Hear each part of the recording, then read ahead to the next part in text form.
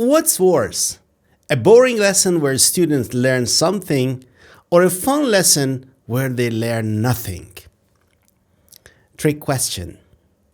You shouldn't have to choose. When some teachers say, "We did play today," what do they often mean is the kids were busy and happy. But happy students are not the same as students who are learning. Hi, I'm Nasser Musafoi, and welcome to Teaching English 101 for Young Learners.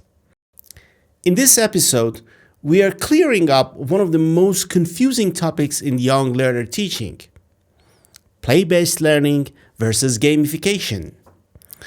You will learn what real play actually looks like in an English class, how gamification really works, and most importantly, how to choose the right one based on your student's age and your lesson goal. Stay until the end of this video. I'll give you a simple decision framework that will save you hundreds of planning. In professional young learner classes, play isn't a break from learning. Play is the learning vehicle. When play works, English is doing the work, not the teacher. The problem is when play has no language purpose. If children can complete the activity without using English, then English is optional. And optional language is usually ignored. Have you ever watched a fun activity and realized the kids were using their first language the entire time? Exactly. That's not play-based learning. That's just noise. If this already sounds familiar, hit like so YouTube shows this to more teachers, and tell me in the comment what play looks like in your classroom. I read those. Now, let's go one level deeper, because this is where strong teachers separate themselves from beginners. Play-based learning works because it creates three factors children need to use language naturally. First, context. Like a pretend shop. A pretend shop creates that context for the kids in an English class. For example, a doctor's office. Suddenly words have meaning. The second thing they need is a reason to speak. Children don't talk because it's English time. They talk because they want to. They want a turn. They want an object. The third factor that children need to talk, and this is huge, is emotional safety. Play lowers the fear of being wrong. And when fear goes down, language comes out. But here's the mistake I see novice teachers make all the time. They plan the target vocabulary, apple, banana, jump, run, but they forget the language of play. Children need functional language to run the activity themselves. Phrases like, "It's my turn," "You be the teacher," "That's not fair," "Swap with me." They're functional language they need. When you teach this language, you stop controlling every move. The teacher talking time drops and the classroom becomes child-centered. That's exactly what frameworks like CELTA and TKT want to see in young learners' lessons. If you feel exhausted after play or play activities, it's because you're doing all the linguistic work for them. Like repeating words, correcting sentences, giving all the phrases. Excuse me, shouldn't we correct or step in while they're playing? Only when it is necessary. Let children try first. Intervene gently to guide, not to do the talking for them. One more important thing before we move on. Play doesn't look the same across ages. 5-year-olds can pretend to be animals. Play with blocks. 11-year-olds play word games, solve puzzles, take small challenges.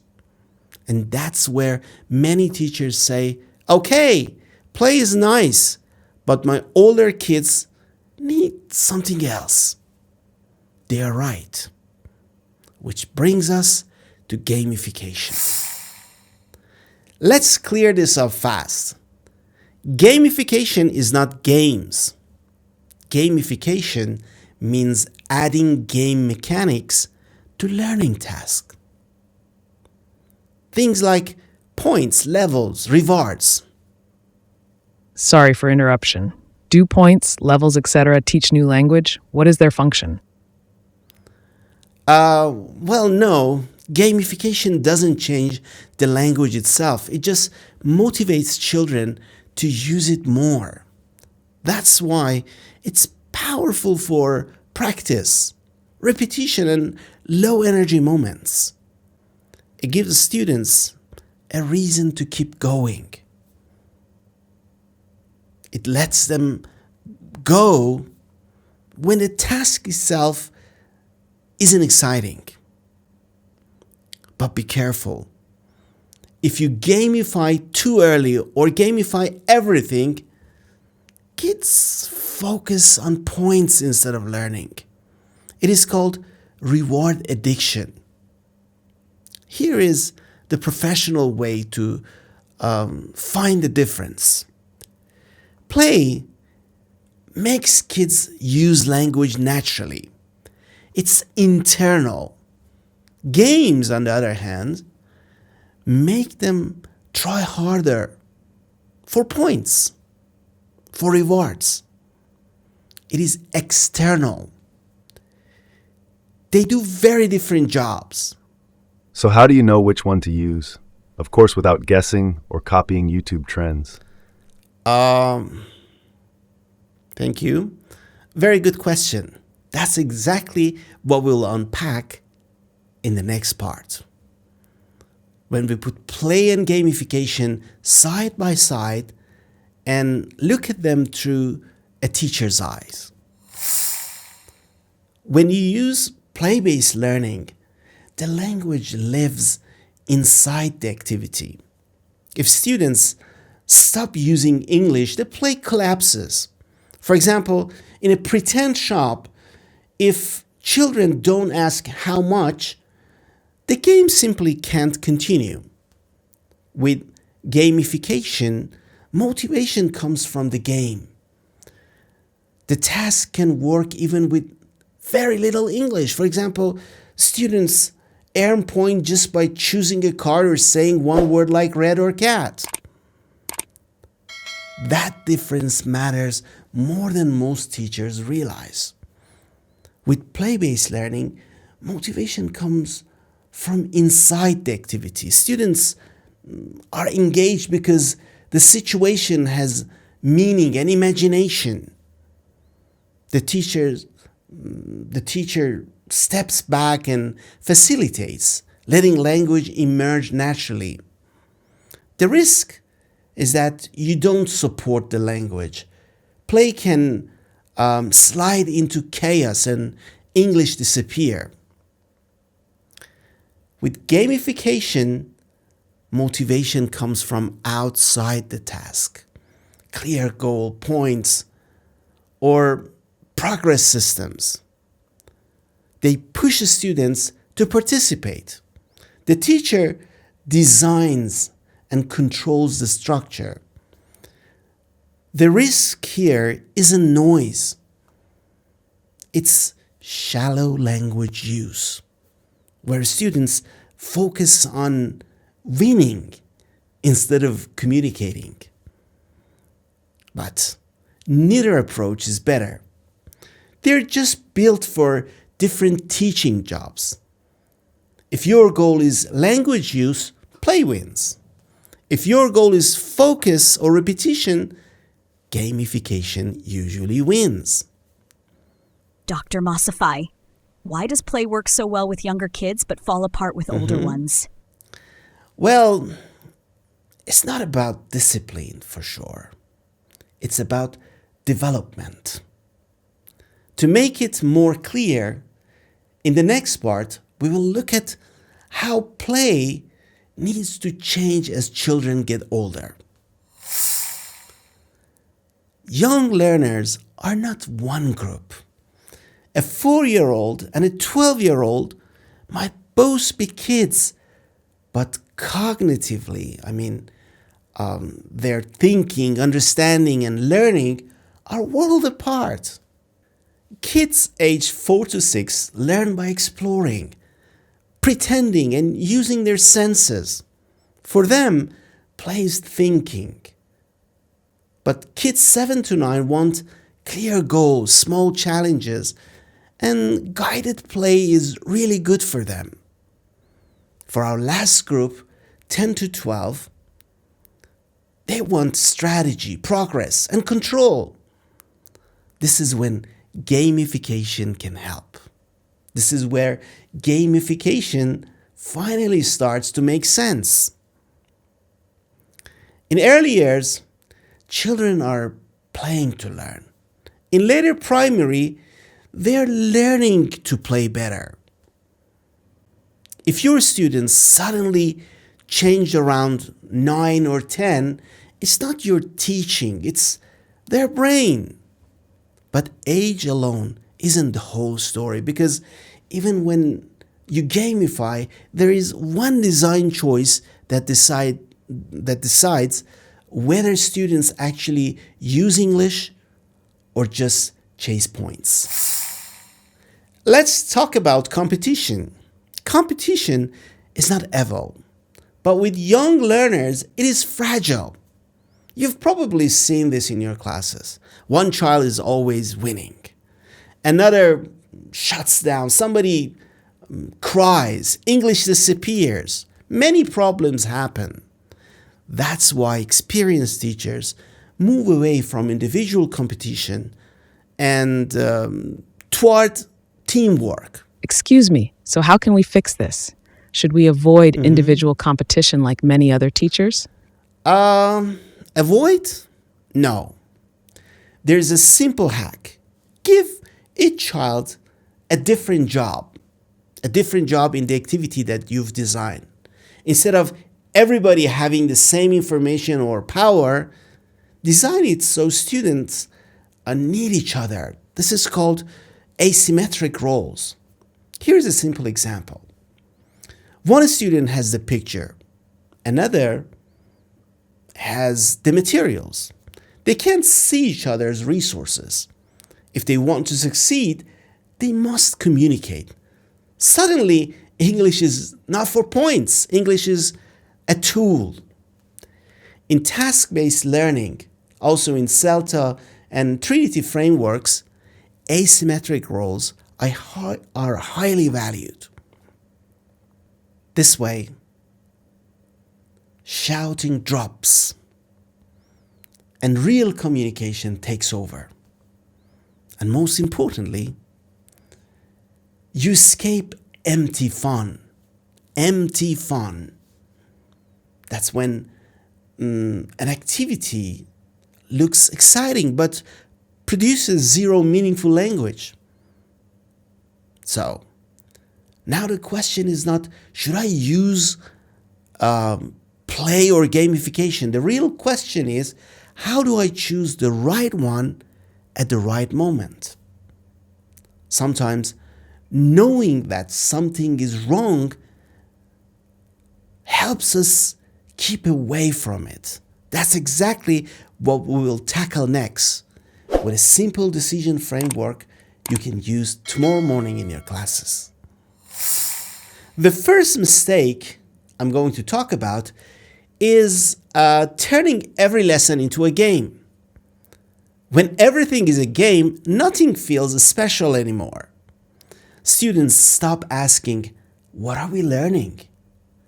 And start asking, do we get points? Games should support learning, not replace it. The second mistake is reward addiction. If students only participate when there's a prize, the prize becomes the lesson. And once that happens, motivation collapses the moment reward disappears. Don't confuse noise with engagement. This is another common mistake among novice language teachers, especially those who are teaching young learners. Loud kids can be on task or off. The question is, are they using English to do the tasks? Maybe for your class, you don't need better games. You need better decisions. Before choosing play-based learning or gamification, pause and ask yourself a few fast questions. First, what language do I want? New language emerging. Emergence means students are using language for the first time in a natural way. Remember, natural is important here. For example, new conversation, new grammar point. Or no, language is being practiced. If it's emergence, lean toward play. If it's practice, gamification might help. Second, the second question you have to ask yourself, how old are they? Younger learners need imagination and safety, like pretending to be animals or building with blocks. Older learners need challenge and progress, like word games or small problem-solving tasks. The third question is, what's the energy level right now? Low energy or blue thermometer often needs a structure, like a simple board game or step-by-step activity in your class. High energy often needs meaning, like acting out a story or running a classroom quiz. If you're eager to see how this actually looks across different ages in a real class, don't miss the ending part. Let's bring everything together with real classroom snapshots, so this doesn't stay abstract. The first group are ages 4 to 6. For them, use play-based. For example, imagine a simple pretend shop. One child is the shopkeeper, the others are customers. No points, no rewards, no winners, just props, imagination, and a clear purpose. The language here comes from the need to play, I want this, I want that. Here you are, my turn. If the English stops, the play stops. That's play doing the work. The second age group are ages 7 to 9. For them, use hybrid. For example, imagine a story where a character has lost something. The class is on a mission to help. Students role play different helpers and must ask questions, give suggestions, and make decisions together. You keep the imaginative story so the language has meaning. Then you add a light system. Maybe the class earns a start each time they complete part of the story using English. The play creates the reason to speak. The system keeps everyone focused. Neither one carries the lesson alone, and that's why it works. The last group are ages 10 to 12. Use gamification here. Here is a review task with asymmetric roles. One student has the information, Another has the answer sheet. They earn progress by completing the task together. The points matter, but only if English is used as a tool. That's gamification without empty fun. Good teaching knows when to use each. So, let's zoom out for a moment. If you remember nothing else from this video, remember this. Play is not about entertainment. Gamification is not about rewards. Both are design tools. And when you use them intentionally, language stops being something you teach and starts being something students use. Here is your challenge for this week. Take one activity you already use and redesign it slightly. Either add the language of play so students can run it themselves, or adjust the task so English is needed to succeed, not just earn points. Try it tomorrow and notice the changes. I'm sure you will see less teacher talk, more student language, better energy. And when you do, come back and share what happened in the comments. Your experience might be exactly what another teacher needs to hear. Thanks for watching. I'll see you in the comments. Bye.